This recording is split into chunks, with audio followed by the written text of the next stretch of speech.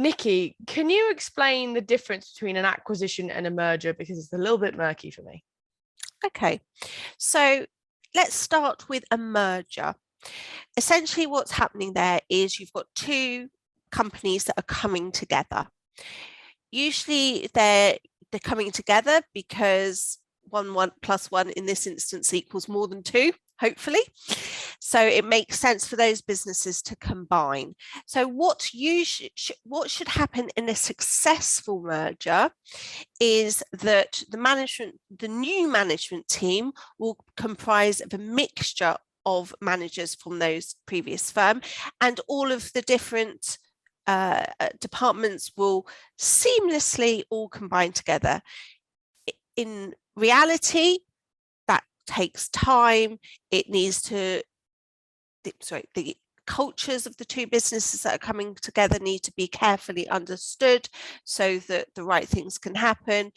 Best practice between different processes needs to be looked at to see which company's process has got the best for each thing, and so they can do. So it can be, if it's done properly, it can be quite a timely process, but it usually should hopefully mean that you've got a stronger business at the end of it. The other key thing with a merger is typically there's no exchange of monies. Now, in some instances, there may be, because there may be some exiting shareholders and they might use that to exit certain, but you're generally not buying out a whole business from one to the other. Usually you're bringing them together as a group and bringing them to and combining them. Now, with an acquisition, that's very different. In general, the acquiring business is generally larger than the company that's being acquired. That's not always true, but usually. Also, we tend to look at from a culture perspective, if you're acquiring a business, you want them to be completely immersed into your culture and your processes, typically looking for the business that is doing the acquiring to be typically at least 3 times the size, because you need to have that sort of size to make sure that their culture can be the one that becomes the dominant culture.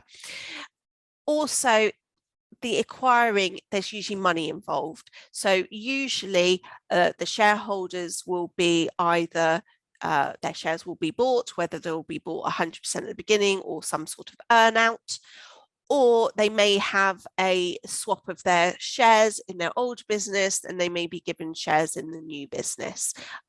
So that's what's usually happening. So for example, if Microsoft is the acquiring company, typically that means that you may get Microsoft shares, you might get a certain amount of money, and you will, but Microsoft is still there for the main brands, and their culture will take over the business. Your brand name may still be used for a particular product, but it may also just be lost and the technology emerged into the acquiring company.